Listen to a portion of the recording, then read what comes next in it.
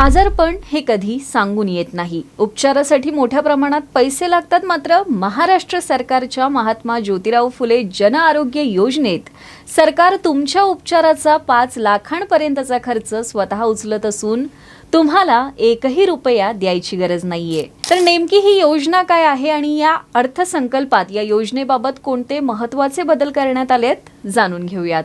प्रधानमंत्री जन आरोग्य योजना व महात्मा फुले जन आरोग्य योजनेअंतर्गत उपचार संख्येत 1356 वरनं 2399 इतकी वाढ करण्यात आलेली आहे आणि अंगीकृत रुग्णालयाची संख्या 1792 वरनं 4537 पर्यंत वाढवण्यात आली आहे.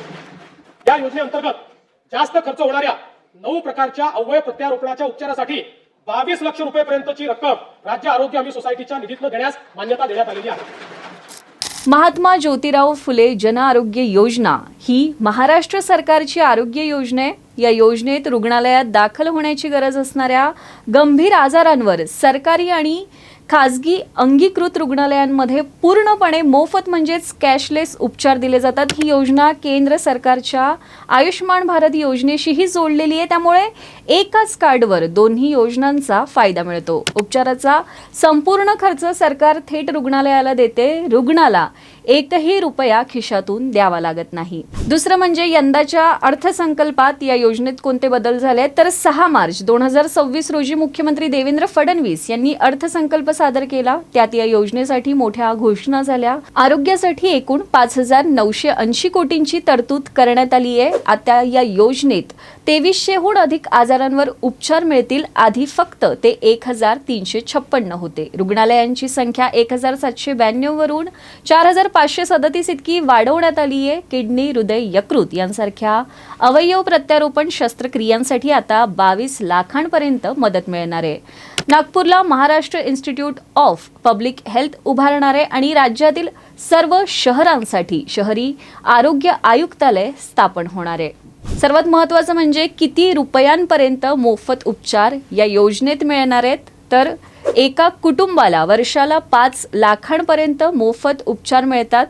हे पैसे कुटुंबातील कोणत्याही एक किंवा अनेक सदस्य वापरू शकतात. किडनी प्रत्यारोपणासाठी 4.50 लाखांपर्यंत खर्च मिळतो. रस्त्यावर अपघात झाला तर त्या व्यक्तीला 1 लाखांपर्यंत मोफत उपचार मिळतात. मग ती व्यक्ती महाराष्ट्रातील असो या महाराष्ट्राबाहेरची.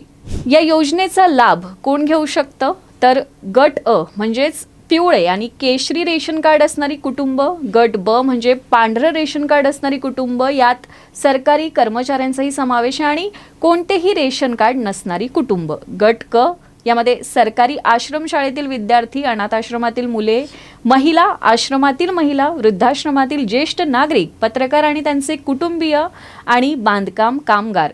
गट क मध्ये महाराष्ट्राच्या रस्त्यावर अपघातग्रस्त झालेला कोणीही राज्याबाहेरचा किंवा देशाबाहेरचा असला तरी थोडक्यात महाराष्ट्रातील जवळजवळ प्रत्येक नागरिकाला ही योजना लागू होते. नेमकं कोणकोणते आजार या योजनेत येतात याकडे एक नजर टाकूया. हृदयविकार, कर्करोग, किडनी विकार, मेंदूचे आजार, डोळ्यांच्या शस्त्रक्रिया, हाडांच्या शस्त्रक्रिया, बालरोग, जळीत रुग्ण, मधुमेहाशी गुंतागुंतीचे रुग्ण, फुफ्फुसाचे आजार, त्वचा विकार आणि अनेक संसर्गजन्य आजार असे एकूण आत्ता 2399 उपचार या योजनेत येतात. आणखी एक महत्त्वाची गोष्ट म्हणजे जुने आजार म्हणजेच पूर्वीपासून असलेले आजार देखील पहिल्या दिवसापासून कव्हर होतात. कोणताही वेटिंग पिरियड यासाठी नाहीये. हे उपचार कसे घ्यायचे तर ते अगदी सोपं आहे. जवळच्या सरकारी किंवा अंगीकृत खासगी रुग्णालयात जा. तिथे आरोग्य मित्र असतो. तो तुमची ऑनलाईन नोंदणी करतो आणि उपचारांपर्यंत संपूर्ण मदत करतो. रेशन कार्ड आणि आधार कार्ड सोबत असलं की काम होईल. रुग्णालयाने डिस्चार्ज दिल्यानंतर 10 दिवसांपर्यंत फॉलोअप तपासणी, चाचण्या आणि औषधही मोफत मिळतात. पुण्यात ससून रुग्णालय, YCM पिंपरी जिल्हा रुग्णालय आणि सर्व तालुका रुग्णालय यात समाविष्ट आहेत. तुमच्या घर गावाजवळील खासगी रुग्णालयांची संपूर्ण यादी या दिलेल्या संकेतस्थळावर तुम्ही पाहू शकता.